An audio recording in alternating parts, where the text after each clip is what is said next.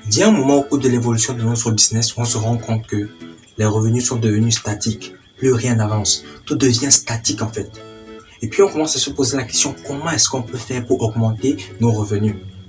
Une fois qu'on a donc commencé à se poser la question là, la première chose à faire, c'est de revoir notre offre. C'est la première condition si tu veux augmenter tes revenus. Qu'est-ce que tu offres à ton client?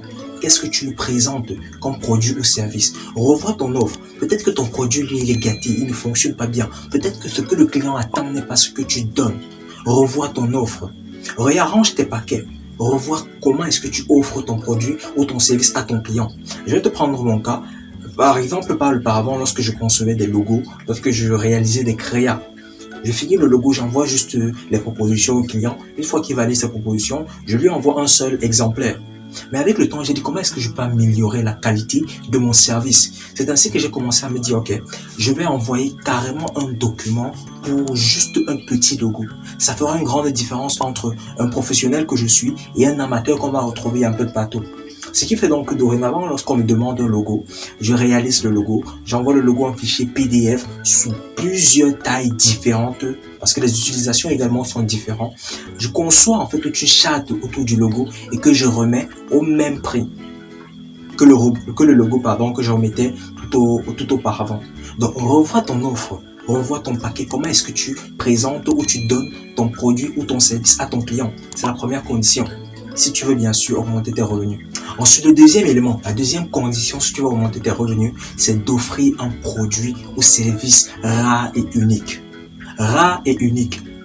J'insiste encore sur rare et unique. Tu ne peux pas vendre la même chose que les autres et espérer avoir assez de revenus que c'est faux. Si tu veux obtenir assez d'argent dans le business où tu es en train d'effectuer, dans ce que tu es en train de vendre, offre un produit ou un service rare et unique. C'est la rareté qui va te démarquer des autres.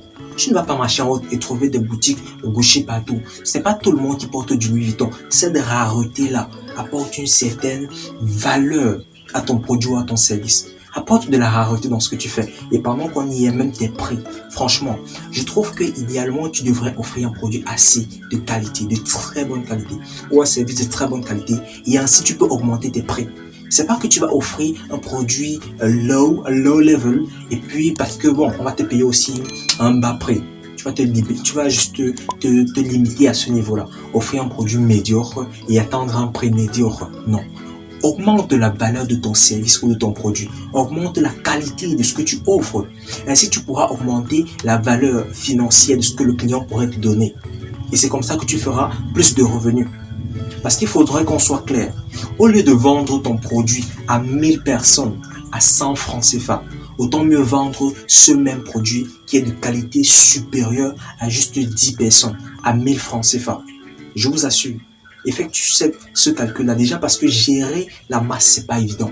Avec ces clients qui aiment les moins chers, ce sont ceux-là surtout qui te fatiguent le cerveau. Je pense que je t'ai fait assez de vidéos, je te parle de cela. Donc, augmente la qualité de ton produit ou de ton service. C'est ainsi que tu pourrais générer assez de revenus. Ensuite, le troisième point, c'est d'augmenter ton taux de vente. Là, on va revenir sur le domaine qui me passionne, le marketing. Tu ne peux pas dire que tu es entrepreneur, être businessman et ne pas faire du marketing, ça n'a aucun sens. Je le dis chaque jour. Augmente ton taux de vente. Maintenant, quand je dis augmenter ton taux de vente, quelqu'un va se dire, mais tiens, comment ce gars me parle d'augmenter le taux de vente? Si je savais augmenter mon taux de vente, c'est que forcément, je devais avoir beaucoup de revenus. C'est une très bonne question. Mais la réalité, c'est que tu n'emploies pas la bonne stratégie pour augmenter tes ventes. Sois sur la défensive, sois sur l'offensive, je veux dire. Ne sois pas sur la défensive. N'attends pas que le client vienne vers toi. Va vers le client. Va vers le client pour présenter ton produit ou ton service. Je t'ai fait une vidéo assez complète à ce niveau-là. Je t'invite vraiment à regarder cette vidéo où je te présente les 3 conditions pour lancer un business. Prospecte. C'est la première condition. Tu dois prospecter si tu veux augmenter tes revenus. Tu dois prospecter. N'attends pas que le client vienne vers toi. Ça n'a aucun sens. C'est toi qui as besoin de leur agent. C'est toi qui as besoin du client. Donc, c'est toi qui vas vers le client. Augmente ton taux de vente, aussi bien sur les réseaux sociaux que physiquement. Ne te laisse pas emballer par les autres, mais continue de prospecter.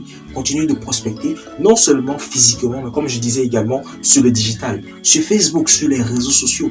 Je vous assure que pratiquement plus de 50% de mes clients, je les connais même pas physiquement, je les ai même presque jamais vus. Ce sont des personnes que je les ai rencontrées sur les réseaux sociaux et ensemble, on a évolué pendant une très bonne durée. Donc, soit de ce genre de personne qui ne laisse pas l'opportunité passer, qui saisit les opportunités. Et l'opportunité ici, c'est le digital. Saisis cette opportunité-là pour développer ton business. C'est ça ton challenge. Alors, le cinquième point, je ne sais pas si c'est quatrième ou cinquième. Bref, le point suivant, c'est d'apporter de nouveaux produits ou alors effectuer ce qu'on appelle la vente croisée. La vente croisée, c'est quoi? Je vends par exemple, je vais prendre quel cas? Disons que je fais par exemple dans l'informatique, ok? Je fais dans l'informatique, je fais juste dans le développement. Disons que je suis freelancer du développement informatique. Maintenant, la vente croisée ici, c'est que en plus de l'informatique que j'offre des services d'accompagnement. J'offre des services de référencement pour les sites internet que je crée. Voilà ce qu'on appelle la vente croisée. La vente croisée, en fait, c'est que, en plus du service que tu offres des produits complémentaires à ces services-là. Augmente de nouveaux produits. C'est ainsi que tu pourras augmenter tes revenus. Parce que figure-toi, quelqu'un vient vers toi pour que tu crées son site internet. Tu crées son site internet. Une fois après avoir créé son site internet, tu le renvoies avec quelqu'un d'autre qui va effectuer le référencement de ce site-là. Ou alors qui va effectuer le SEO. Bon, le SEO, c'est la même chose. Qui va effectuer le marketing digital surtout de ce site-là. Je sais pas vraiment, ça fait aucun sens. Réfléchis donc dans ce sens-là. Augmente tes produits ou tes services. Augmente cela. On appelle cela effectue la vente croisée de tes produits ou tes services. Apporte des produits complémentaires à ce que tu proposes déjà à ton client. Non seulement tu le fidélises parce qu'ils se sont à l'aise. Il sait que peu importe le service ou le besoin que j'ai, je me dirige juste vers cette personne, j'aurai la solution. Par exemple, moi, c'est mon cas. Il m'arrive de faire des travaux que je ne fais pas en principe. Par exemple, j'échange avec des dames pour des services de design. Okay? Mais je me retrouve des fois en train de faire des vidéos particulières juste pour ces femmes-là. Augmente, ça c'est pour créer un climat voilà, de fraternité ou alors un climat d'amitié entre ton client et toi. Et je t'ai déjà présenté plusieurs types de clients dans lesquels ces catégories-là existent. Donc, ne néglige pas ces détails-là. Apporte des produits complémentaires à ton produit ou à ton service. Le prochain point, c'est de faire des promotions. Les promotions, c'est vrai que je ne recommande pas, mais déjà, on va en parler. La promotion te permet de captiver plus d'audience. La promotion te permet de rencontrer plus de personnes par le fait que tu as baissé ton prix. Du prix ou du produit ou du service. Mais ça va en contradiction avec ce que je venais de te dire plus haut. Dans le sens où, si tu te sens une marque luxueuse, si tu connais la valeur que tu apportes à ton client, à ta clientèle, si tu reconnais vraiment cette valeur-là, tu dois conserver un cap. Tu verras presque jamais Gucci ou Chanel ou alors peu importe toutes ces grandes marques-là de luxe faire des promotions pour leurs produits et services. Ça n'existe pas parce qu'ils sont dans un certain standing. Ils se disent que ceux qui sont à ce standing-là n'ont pas besoin de ces promotions-là. Sois également dans cette logique-là.